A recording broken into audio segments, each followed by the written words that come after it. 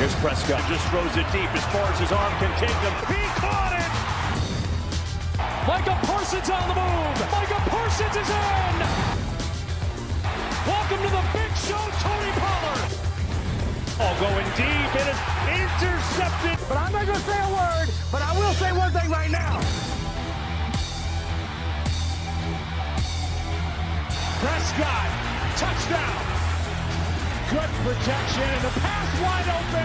Touchdown, Lamb.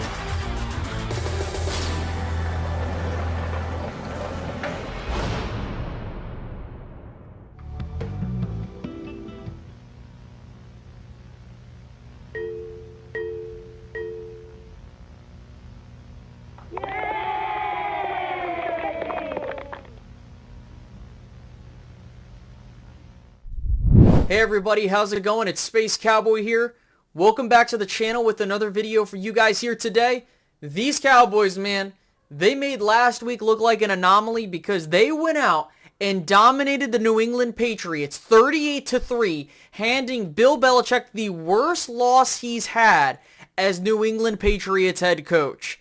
What a win for the Cowboys, but we're going to, relish in this win for a little bit because these next 4 weeks we got coming up are really going to test what kind of team we have here this year for these Cowboys. Before we get any further into this video, if you guys could do me a favor, hit the like button, subscribe if you're new, hit the notification bell, help support the channel. On top of that, fights against the YouTube algorithm. So let's dive into the stats of this game. So 38-3, 35 unanswered points by the Dallas Cowboys.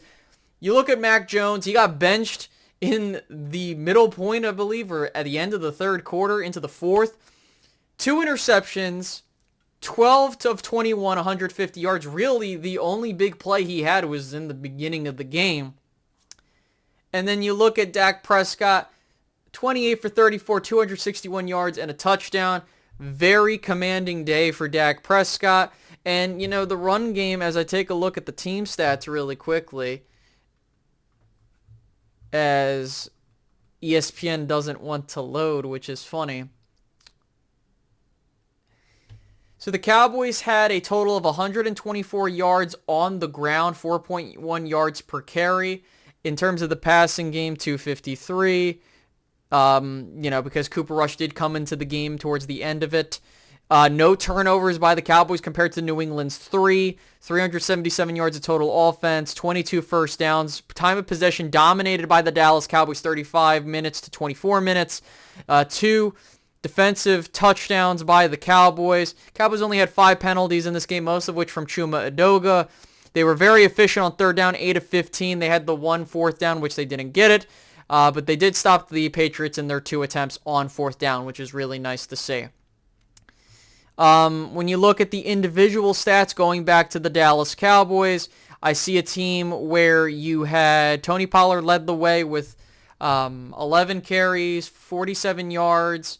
Longest rush was 16. Kevontae Turpin had the big run towards the tail end of the game. You go to Jake Ferguson, 7 receptions, 77 yards. Michael Gallup, 5 receptions for 60 yards. CeeDee Lamb with the lone touchdown grab. All around, a really good effort from the team. Giving some shout-outs, too, on top of that. Where is it? My apologies. There it is. So shout-out to Deron Bland, his 2 interceptions, one of which is a pick 6. Great job from him. He's leading the league in interceptions since 2022, which is freaking bonkers, to say the least. You had 2 sacks from Sam Williams and Dante Fowler. The 1 sack he had led to the touchdown by LVE that was picked up. And then you also had the nice little special teams 2-point conversion.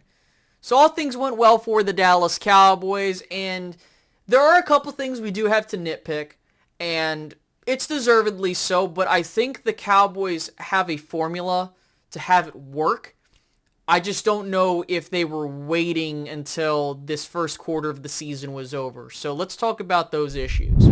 The first issue that the Cowboys have that they need to address is this tight end situation outside of Jake Ferguson. Luke Schoonmaker and Peyton Hendershot having issues catching the football, and it's really costing the Cowboys points. It's got to stop, okay? We need to get more production from the tight ends, and if you're not going to get out of those guys, you need to just keep Jake Ferguson on the freaking football field.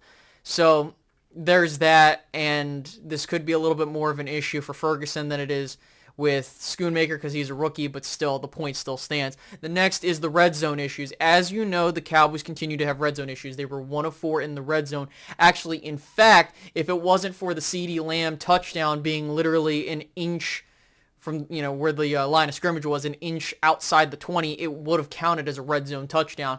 But I digress. The Cowboys need to fix this up, and I think the best way that they're going to fix this, and maybe they're waiting for this part of the schedule to do it, you got to run Dak Prescott more. You have to use bigger-bodied guys. Use a Hunter Lipke if Rico Dowdle isn't available, which apparently he had a hip injury.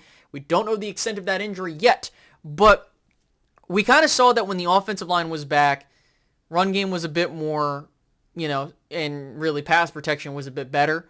However, I do believe that if you are going to get ready for a run, the time to get ready for it has passed. I've said that these first 4 weeks the Cowboys have are going to be set for this stretch, really more so the Sunday night game because it's going to set the tone. Because for those that don't know, the Dallas Cowboys have to go on the road to take on the 49ers in Santa Clara. Then they have to go down to AT&T West, take on the Chargers. Then they come back, take on the Rams after their bye week, and then they go on the road to Philadelphia to take on the Eagles. So it is a very important stretch of games because the Cowboys are going up against very solid teams. This isn't going to be any walk-through games, none of that shit. That's why they needed to get this stuff done now. I think if the Cowboys are truly looking for red zone efficiency, which of course they are, here's the thing. If it's 3rd and 1, don't overcomplicate it. Run the football, get it, and get those more opportunities and continue to try. That's number 1. Number 2, use Dak Prescott more. Use his legs. If you are afraid to, you don't have to run him every single time. Because you running in the shotgun and him trying to fake the handoff, it's not working because and maybe that's what they're trying to do, put film out there to fake out teams. I wouldn't be shocked at that in the slightest, but you need to run Dak Prescott. He took a bunch of shots in the backfield, because of poor pass protection from Deuce Vaughn.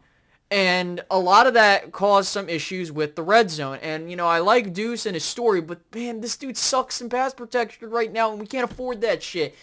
Put Hunter Lipke out there, put a bigger body out there, and you need to just roll with it. And I know that a lot of us are excited that the team bounced back, but for me, this first 3-4 weeks really was the ramp-up period. I had the Cowboys 3-1.